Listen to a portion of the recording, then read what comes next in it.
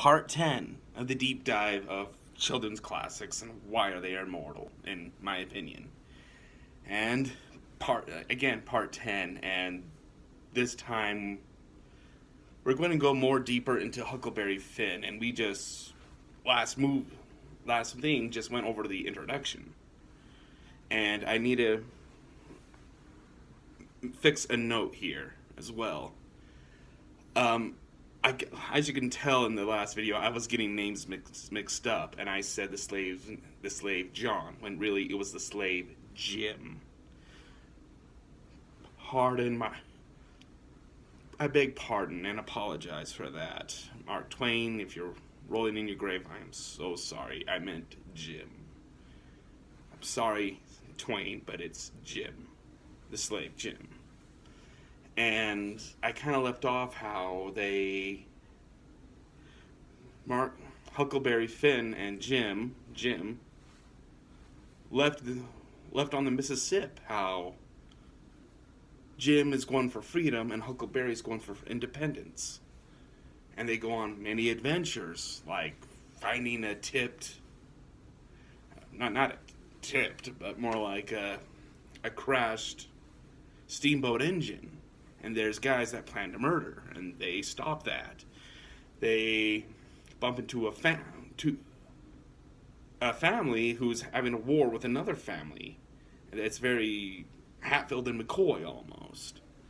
And those were the I know there was the Shepherdsons, and I think the Green. It's something green. But he bumps into those families, and Huckleberry Finn accidentally experiences them for a moment. And Huckleberry and Jim. They leave that and they go on. They join further down the Mississippi and meet two. I may be messing it up. There's a lot I go through. There's a lot in there. And with these many books I've done, and again, the toll is just who's who now. But they bump into two men. One who claims he's a descendant of a duke, and the other who claims he's a descendant of a king.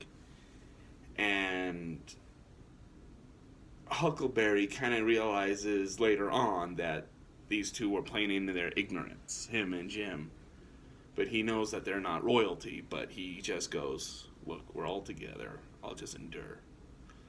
And these men, these scoundrels, these awful men, go to town, bringing Huckleberry with them while Jim stays hidden.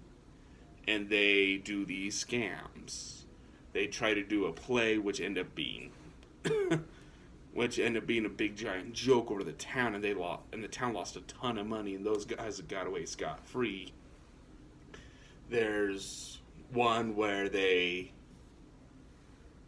try to manipulate a situation to their advantage, and they got away there. And I admit, this part of the book kind of lags.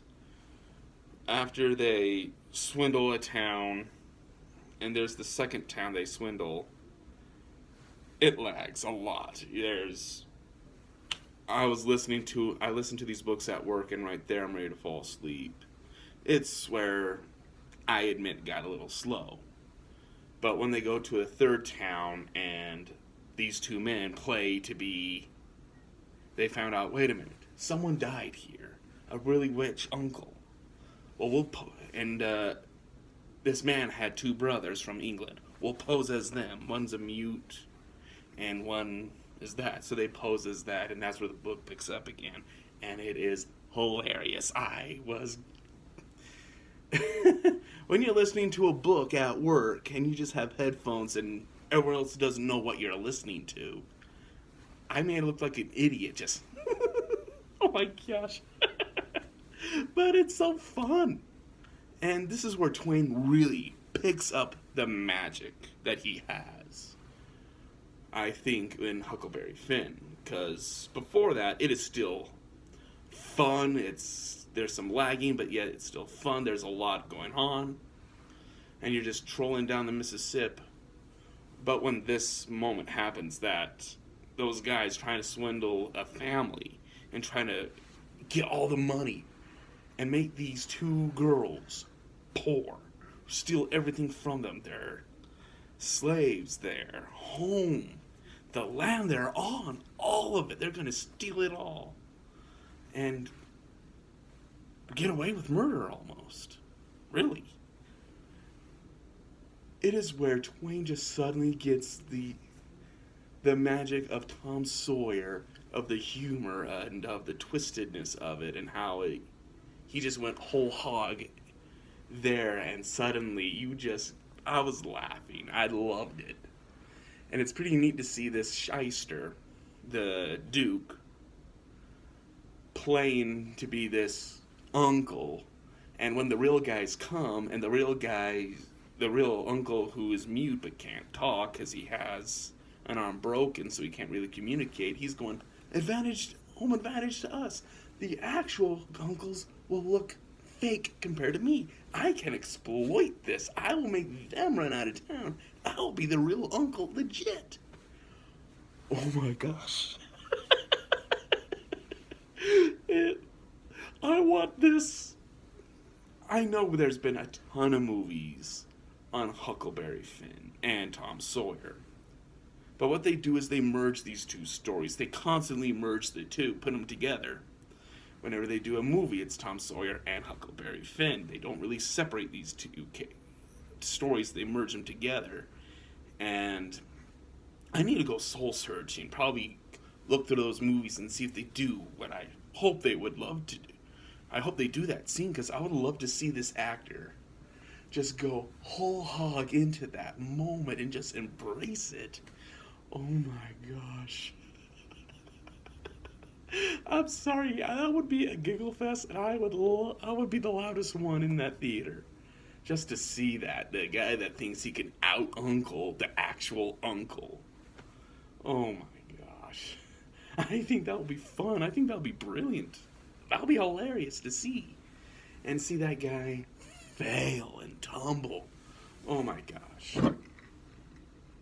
I would love to have that happen. Cheers to it. But, oh my gosh, I just love that moment. It is one of my favorites of Huckleberry Finn. But Huckleberry and Jim get out of that as well, and but those two, the Duke and King, stay with these guys. Stay with Huck and Jim. And the guys are going, oh crap, we need help. We need money fast. And they trick Huckleberry. Huckleberry leaves with one of them. And the King, I think it is, he does an idiot, evil move. And sells Jim. And just bails. So the King sells Jim, bails. So it's just left with Huckleberry Finn and the Duke. And the Duke tries to lie, almost tells the truth to Huck of where Jim is, but then he lied and let Huckleberry wander in the middle of nowhere, no longer connected to the Mississippi. And the moment after that in the book, I think, is probably where Mark Twain shines brighter than ever. Because in that scene, in that part of the book, Huckleberry, he faked his death, so everyone would think he's no longer alive. So he is free to live his independent lifestyle. But with him faking his death and now Jim nowhere to be found, he's all alone. And throughout the book, he has this kind of like religious moral problem. Because, again, this is the South. This is the South before the Civil War. Slavery is considered something normal. And throughout the book, he feels like he's robbing from that rich widow. He felt kind of guilty because he's robbing her of Jim. But the moments where he could have done the right thing and exposed Jim, he still protects Jim constantly. And this moment right here, when he's free from the king and the duke, and he's there with no connection to the Mississippi. It's just him alone. He thinks he's going to do the right thing and writes a letter. There in the middle of the road. Well, pull back. Let me rephrase this because it is, I feel like, a very big part of the book because, again, he saw that build up and he feels like I should be God-fearing and pray for help, but he kneels down in the middle of the street, in the middle of everywhere, and feels like what he's going to pray is a lie. He's going to lie to God, and he knows that Huckleberry Finn isn't a religious kid, but he's willing to kneel and pray, but yet he felt like what he'll be doing will be lying to God, and God knows it. So he goes away and went, I'll write this letter and expose that I'm alive, so that maybe the lady will come and save Jim. And he writes the letter, and he feels sick. He feels like he's betraying Jim. And he goes through all the memories of him and Jim throughout the story. And I just love this scene so much, to see this boy go, you know what? If I'm going to be damned to hell, I will be damned to hell. And rips the sheet of paper. He refuses to give Jim up as a slave. He devotes that for the rest of the book. I will find Jim and to get him free. I'll do anything I can to get him free. He's no longer thinking of himself.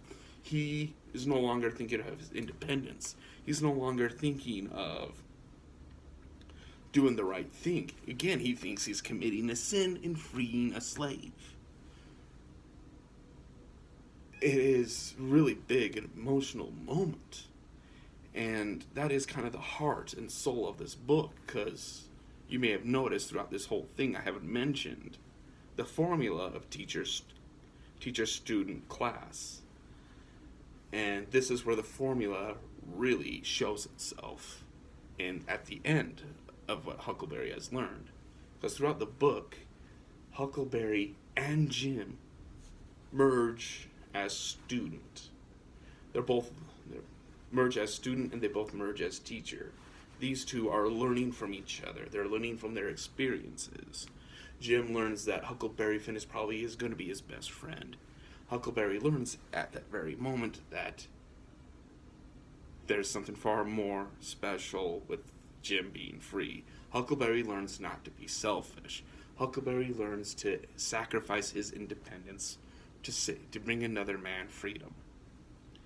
It's very powerful, and I feel like, again, if a movie does it, you need a brilliant child actor to do it. But to show all those emotions and to do those things just right, it's a powerful moment. It's a powerful scene.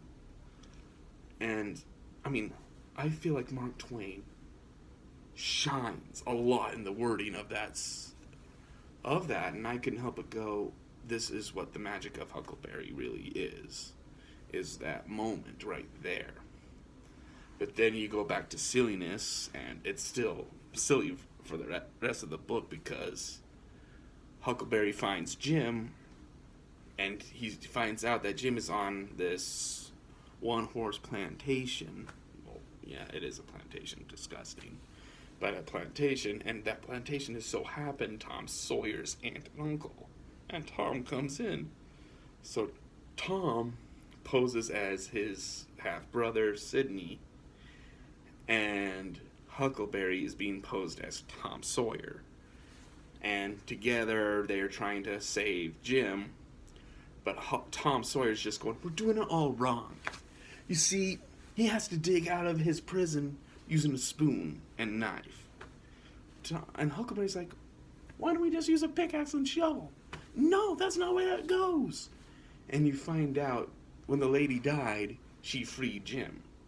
So Tom Sawyer, knowing that it's all safe to free Jim because he's already free, he tries to make a storybook adventure out of it. I mean, he's getting rats, he's getting snakes, he's getting spiders, and says, you have to befriend them. Well, we'll make a rope, bake it in a pie, and give it to Jim. We'll leave all these coded things for Jim. And it's just pure, utter silliness. And you can't help but go, Tom Sawyer shows off that he is an idiot. He gave that his aunt and uncle, crap, trying to fulfill this childhood adventure that is from a storybook with freeing Jim. The aunt and uncle, the family that they're living with, are distraught. They're being destroyed by Tom, and poor Jim is after enduring all of Tom's foolery, and you're just, that has to be one of the world's patient men. Oh my gosh, that man deserves an award for just dealing with all that crap after he's just, ain't no way I'm gonna let a rattlesnake in here. But you'll befriend it, you'll become good friends, and before you know it, you're gonna have like this great bond with a rattlesnake that you can put your mouth on the snake and it won't bite you. No. Hell no. And yes. And it just shows how much of a storybook Tom Sawyer wants to live. He thrives for the adventure, and Huckleberry lives in practicality. And that's one of the cool things at the end of the book, is to see these two together and see how different they are, and how Huckleberry's more of a follower, falls back to a follower, and how Tom Sawyer is just trying to live this high-flying adventure. Oh my gosh, and I mean, the book is very powerful, with him realizing he needs to be unselfish and trying to free Jim, and reestablishing Tom Sawyer back into the story, and him and Tom are just a match made in heaven. It's hilarious, and there's so good hilarity, there's so good themes in this, because again, the N-word may be all over, but yet you see how Jim, the constant companionship and friendship of Jim, made Huckleberry view the world differently, and how that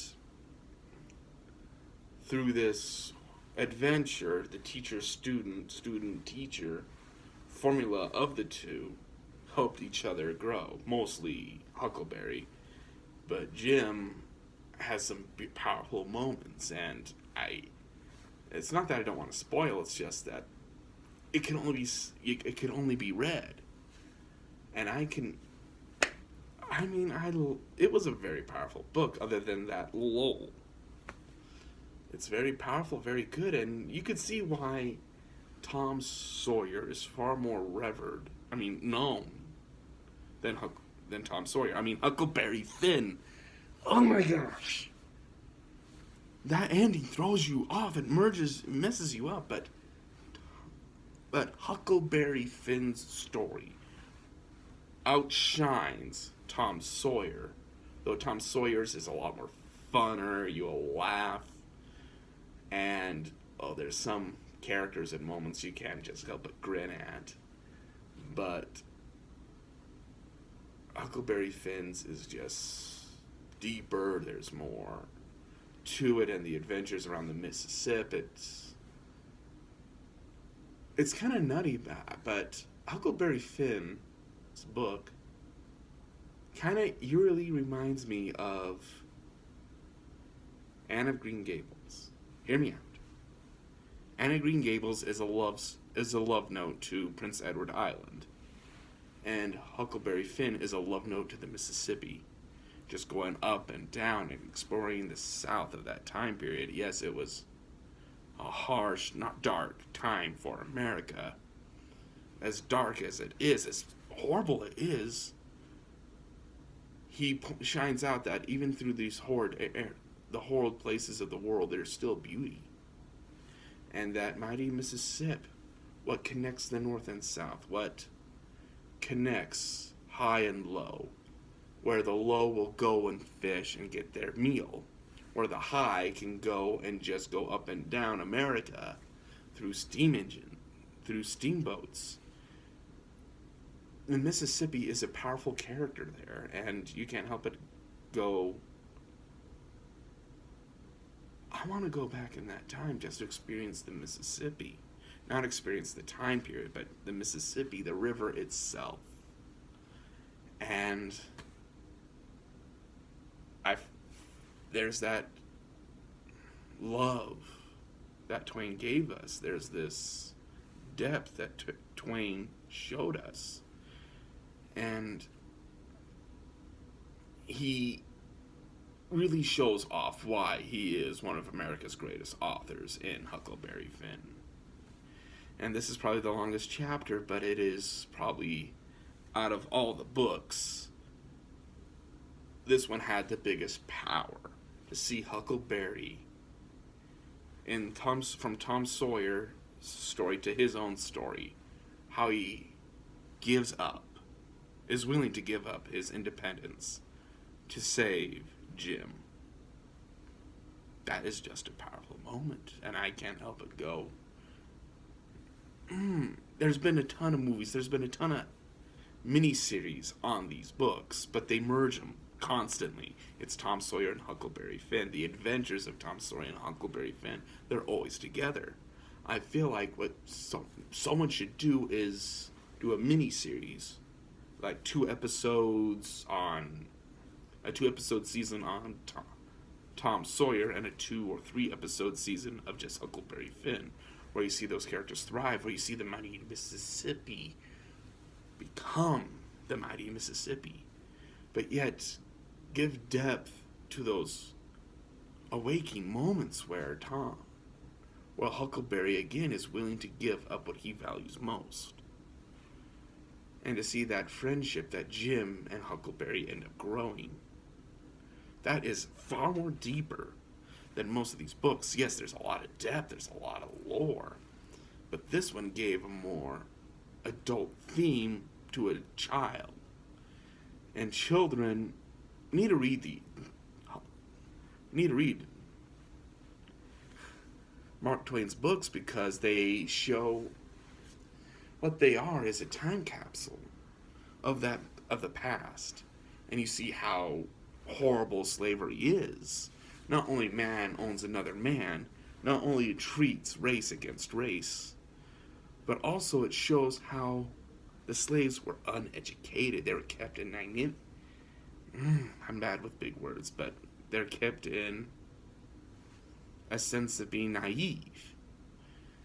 They were forced to not be a part of this. Well, it gives the weird conundrum that is what happened around that time period.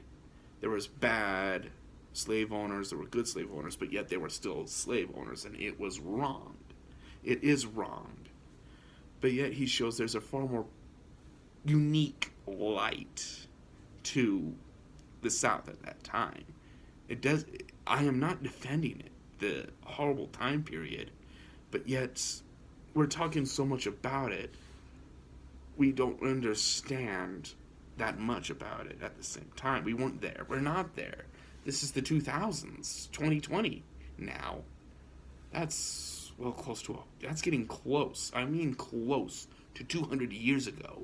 We don't know what it was like. Is it wrong? Yes. Every scrap of slave ownership is evil. But he showed that there was kindness in that darkness in Huckleberry Finn.